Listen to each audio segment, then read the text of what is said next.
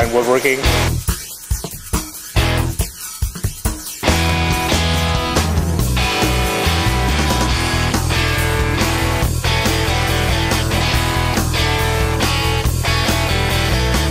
The key to this video is to prep you for what the first day of any one of our woodworking classes are going to be like. And we're going to start the 4 squaring procedure using the power tool. This is the Red Rock School of Fine Woodworking, and I'm Rand Richards.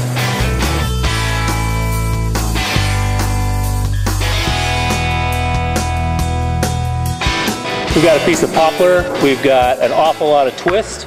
We're going to set it on the joiner, trying to decide which way is the easiest way to push it through. So we're going to take the joiner and we're going to adjust the bed. We're going to loosen this knob. This will adjust the bed down and up. We're going to set it right there, which is about a 1/16 inch cut. And then when we get done, we'll tighten that up. It's just finger tight. We've got paddles to keep our fingers away from the board. We've got a paddle on the back that has a little catch on it. The catch is going to go back behind the board and help us push the blade or the board over the blades and not down. Short board like this, I'm going to put my left foot about even with the cutter heads, and I'm going to push over the blades. I'm not pushing down, I'm pushing over the blades. Twist the red switch on, red light comes on, green button starts it, and we're going to turn the dust extractor on.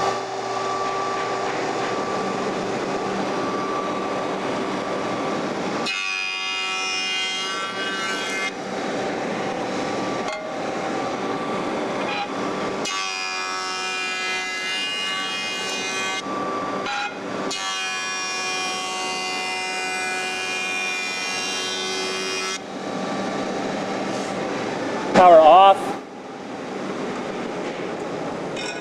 dust extractor off. On my last pass, I can hear that I'm getting a consistent sound going across the joiner. I know that I'm flat, at least 95% flat. I've got the back of the board that proves it. The only spot I'm missing is this little tiny last ½ inch or so. We flattened the board, and we did that by sound.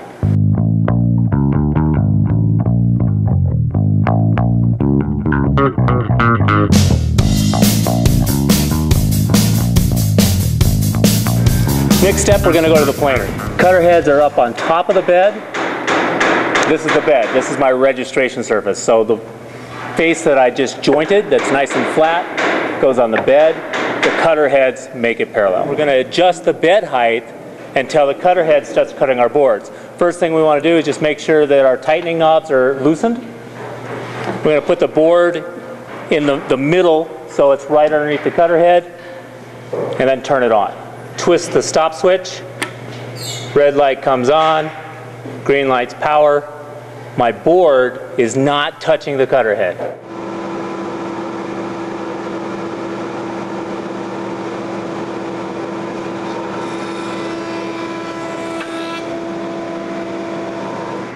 I raised the bed until it started touching my board, fed my board through.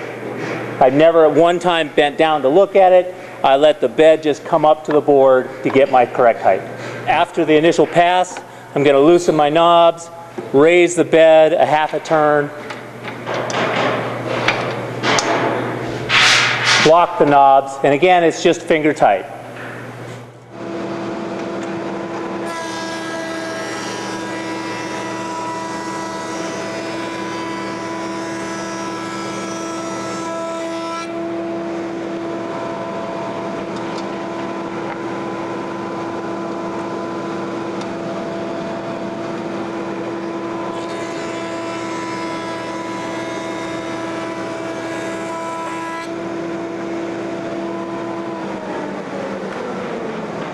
When I get done using the planer, I'm going to loosen the knob so it's ready to go for the next person. I'm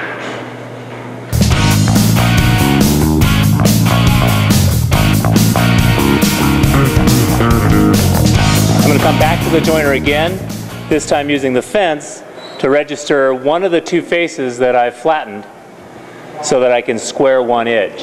When I do that, I want to pay attention to grain.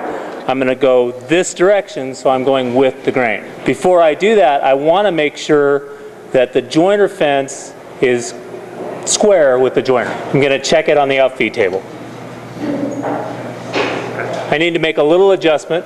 I'm going to loosen this knob, make the adjustment to my fence, and then again snug that back up again so it doesn't move while I'm using it. The outfeed table and the fence are now square, so I can proceed to use the joiner. This time as I push through, I've got to keep that linear motion going across the blades onto the outfeed table, and at the same time keep my board up against the fence. My fingers will never go below the height of the blade guard. Power on.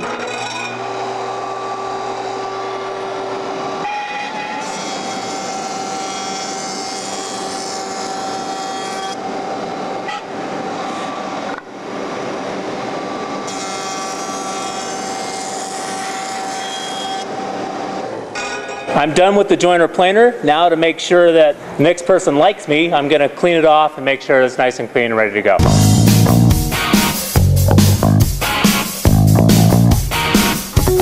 Our next step is the table saw. We're going to use that nice straight edge that we just made with the joiner and match that using the table saw. We're going to use the fence, and the fence is parallel to the blade, so that we can have our nice straight edge that we just jointed on the joiner up against the fence and cut a nice square edge over here. To do that, we need to make some adjustments to the table saw. I'm going to turn the power off because I'm going to be checking the blade for square. Instead of using my square this time, I'm going to use a small digital square.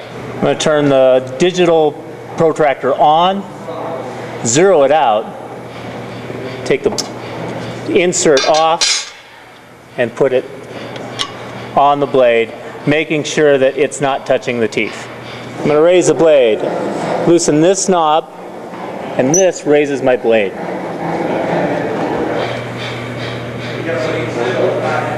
To adjust the angle, because I'm not at 90 degrees, if I did my cut now, I wouldn't end up with a square cut. I'm going to loosen that and change my angle until I'm reading right at 90 degrees.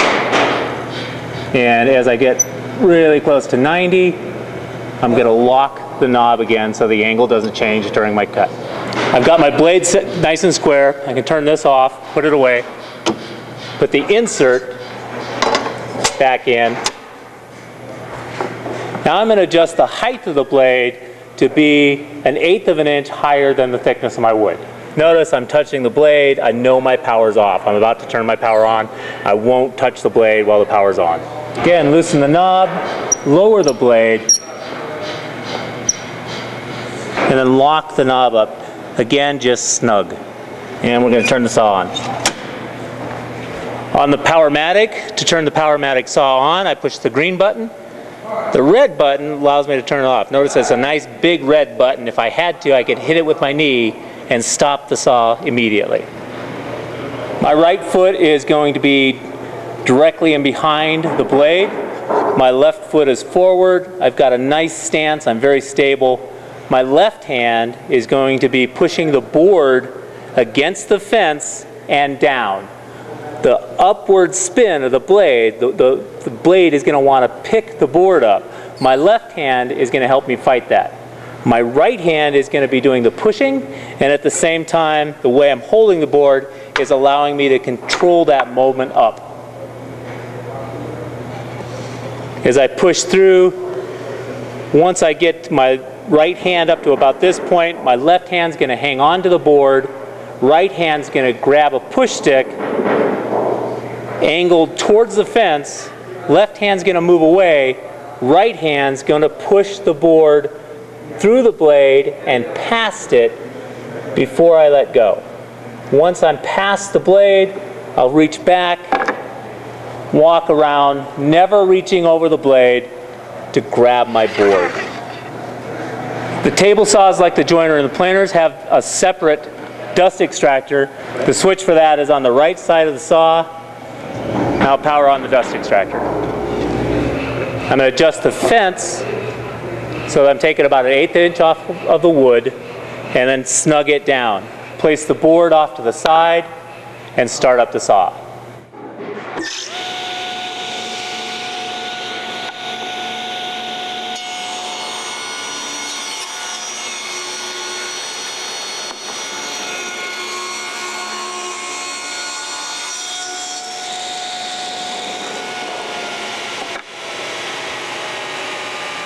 I'm done with my cut. I'm going to come around, pick up the board, let the blade stop spinning,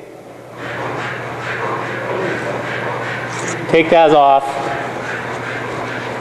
If I were done with the table saw, at this time I'd slide the fence over to the Formica, lower the blade all the way down. But our next part of our cut, we're going to use what's called a miter gauge, and we're going to make a square cut across the board. Before I make a cut with the miter gauge, I just want to make sure that there's no obstructions in my way and that the miter gauge is not going to hit the blade. And the way I'm going to do this is my left hand is going to keep the board against the miter gauge. My right hand is going to push the miter gauge over the blade, like that. I don't know if this is set at exactly 90. I might make a cut first and then check for square, and we're going to do that.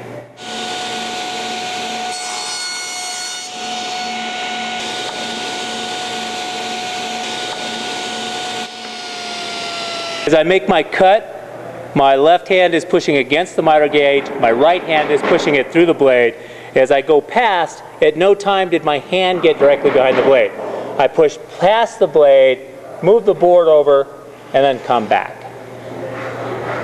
After I make my cut, I'm going to check that cut for square. And we're perfect. When I get done, I'm going to take the miter gauge off, my scrap wood off, lower the blade all the way down below the surface. I'm going to move the fence way over onto the Formica and make sure that the table saw is nice and cleaned off and ready for the next cut.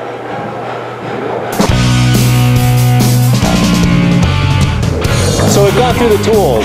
One of the things that you saw me have on through the whole test was my safety glass. Every time I'm around the tools, I'm around my power tools, I'm going to have my safety glasses on. It's an absolute must. We started with the joiner. We took the joiner and we used the fact that we have an in-feed table and an out-feed table to flatten one side of our wood. We wanted to make sure that we had the appropriate depth of cut before we started. After we had a flat side, we went to the planer. Main things on the planer: make sure the knobs are loose before you start.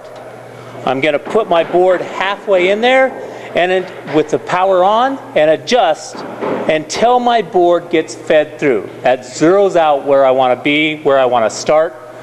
Once that happens, I'm going to do a half a turn, lock the knobs, and keep repeating that process until my top surface is parallel with my bottom surface that I flattened with the joiner.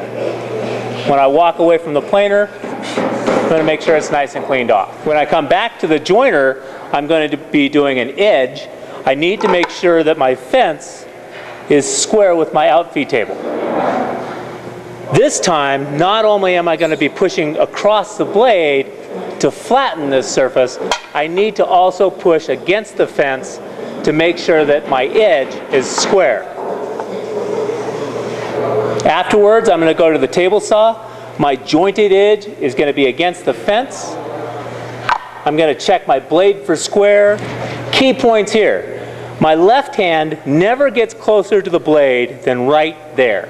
It's doing a couple things for us. It's pushing the board down and into the fence. My right hand is going to push the board through, and at this point, stop, grab a push stick, push the board across the blade. My left hand is going to go away and hide. Continue my push until I've gone past the blade. Don't do this without some supervision. There's a lot of nuances that I'm not going to make sure that we get here. There's a lot of ways you stand. There's a lot of things that you need to do with your hands to assure safety. The key to the video is to get you prepped, to give you a good idea of what we're going to do those first days.